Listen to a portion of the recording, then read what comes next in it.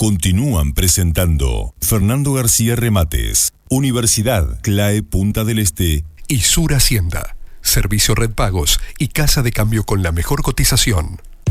Acontecimientos que definen los grandes temas de nuestro tiempo, analizados desde la óptica de sus protagonistas. Cerrábamos la semana pasada con la información de que el Poder Ejecutivo está analizando la posibilidad de vetar el polémico artículo 630 de la rendición de cuentas, aprobada el martes en el Parlamento, el cual inhibe a los fiscales de desempeñarse como abogados en el ámbito penal privado hasta 3 años después de que cese su función como fiscal, algo fuertemente rechazado por la Asociación de Magistrados Fiscales del Uruguay. Y para hablar de este tema, justamente, estamos en comunicación con el presidente de la mencionada asociación, el doctor William Rosa. Buen día, doctor, bienvenido, gracias por atendernos. Buenos días, ¿cómo están? Un gusto. Muy bien, muy bien. En la última conversación que teníamos telefónica, con este tema cerrábamos. Antes de despedirnos, dialogábamos sobre el tema y nos decía de la preocupación de ustedes los fiscales y que en definitiva iban a tomar medidas, iban a tratar de averiguar esto. ¿Esperaban el respaldo del presidente de la República? Bueno, en realidad no es nada concreto, ¿no? Y lo que tenemos son trascendidos, más bien trascendidos mediáticos, no hay ninguna información oficial, más precisamente como representante de la Asociación de Magistrados Fiscales, nadie se ha comunicado conmigo para transmitirme esto es así, esto va a ocurrir. Entonces nosotros lo que hemos decidido es plantear un derecho de petición. Lo que constitucionalmente se establece es que cualquier persona, cualquier colectivo puede plantear un derecho de petición ante las autoridades. Nosotros en este caso vamos a plantear un derecho de petición ante el señor presidente de la República para solicitar que él mismo ejerza esa prerrogativa constitucional que es objetar algunas cuestiones vinculadas a las normas aprobadas en el Parlamento. En este caso hay una ley, que es la Ley de Rendición de Cuentas, que contiene este artículo de la inhibición. Vamos a solicitar al señor presidente que tenga bien vetar, como se conoce popularmente, esa norma. De ahí a que esto vaya a suceder, sí o no, nosotros tenemos amplios argumentos. Bueno, esto para que la gente lo entienda no es un antojo de la Asociación de Fiscales que decir, bueno, a mí no me gusta una norma, quiero que el presidente la saque. Esta norma tiene claros visos de inconstitucionalidad en tanto afecta al derecho de trabajo, y la Constitución es muy clara en este caso. Para la afectación del derecho de trabajo, el derecho de ejercer la profesión, así como cualquiera de los derechos fundamentales que están consagrados en la Constitución, se debe invocar razones de interés general, o sea, afectaciones al bien común que hacen merecedora de esa restricción, pues se está restringiendo algo que un trabajador tiene derecho, que es a ejercer el trabajo y la profesión para la cual ha estudiado, en este caso los fiscales como abogados. Entonces, no existiendo esas razones de interés general, sino que se invocaron razones de interés particular. En la comisión del Parlamento se dijo, de la Cámara de Senadores, dijo el miembro proponente, el senador Guillermo Domenech, que era una cuestión, que era una solicitud de la Asociación de Abogados Penalistas, y que se trataba de una cuestión de la competencia, ¿no? O sea, para no afectar la competencia entre abogados, o sea, por la experiencia que ya tenían los fiscales por haber trabajado en la fiscalía y el conocimiento, etcétera. Entonces,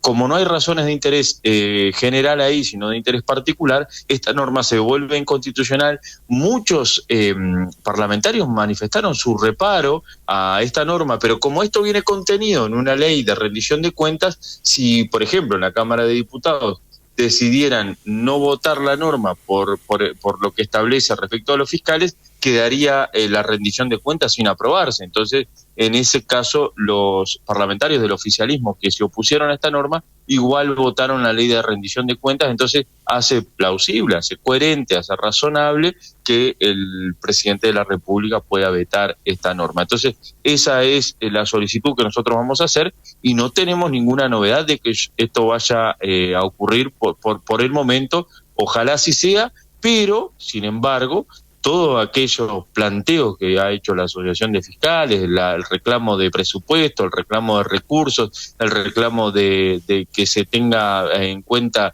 equiparaciones como la que hay entre adjuntos y adscriptos y las equiparaciones entre jueces y fiscales, eso no han sido contemplados. Simplemente esto lo que vendría a hacer es subsanarse una cuestión que fue planteada mismo por el sistema político, por el Parlamento, ¿no? Entonces, nuestra situación sigue tan complicada como el día que tuvimos esa conversación en la entrevista anterior. Se ha mencionado también en algunos artículos periodísticos y en algunas declaraciones que se corre el riesgo de que también los fiscales puedan iniciarle juicio al Estado por esta decisión. ¿Lo han hablado? ¿Puede ser que eso suceda si esto sigue adelante?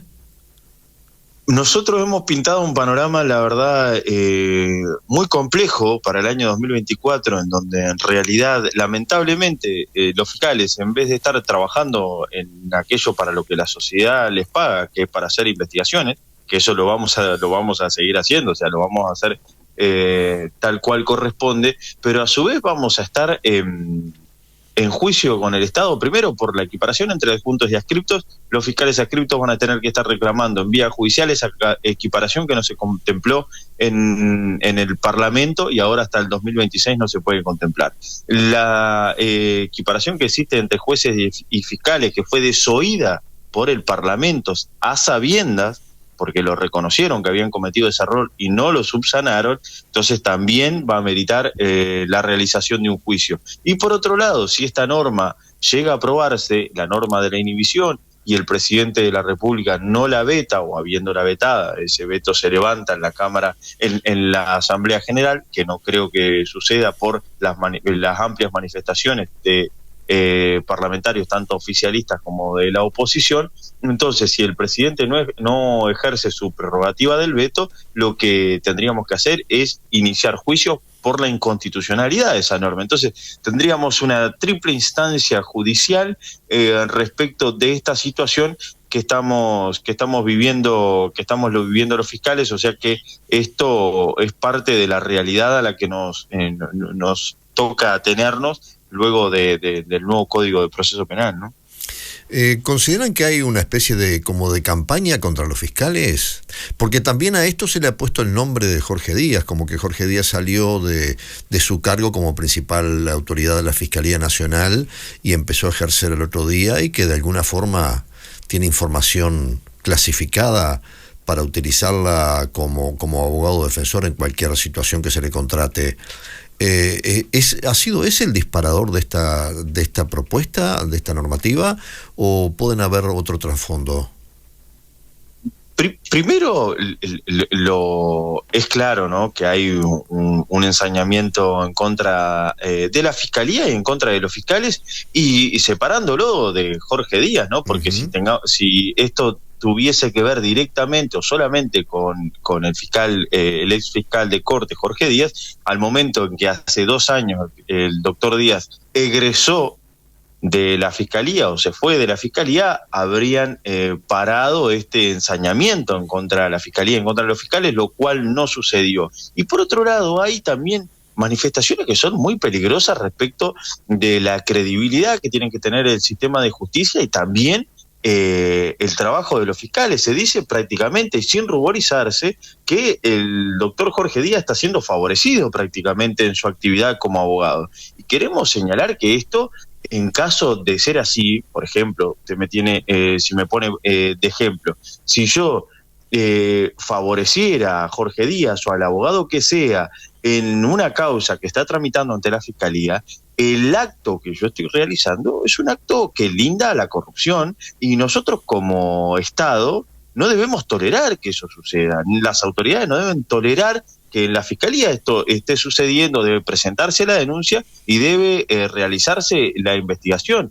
Ahora bien, lamentablemente se ha convertido en un relato de esto, que el otro día yo pensaba, en mi caso personal, de todos los idas y vueltas que he tenido con el doctor Díaz, de cuando era jerarca, y es natural de que cuando alguien es jerarca y uno es representante gremial, hay chisporroteos y cuestiones que son muy álgidas. Por ejemplo, en el año 2019 nosotros tuvimos un conflicto directo con la Fiscalía de Corte. Entonces, en el momento en que el doctor Díaz se presenta como abogado, yo tengo que hacer un esfuerzo para separar la situación anterior, personal, que tuvo que ver con un jerarca de esta institución, con la situación de un abogado representante, ya sea de una víctima o un imputado, para realizar mi rol como corresponde, con la objetividad que corresponde, y no estar teñido por esa situación en que muchas veces, la verdad, yo como representante gremial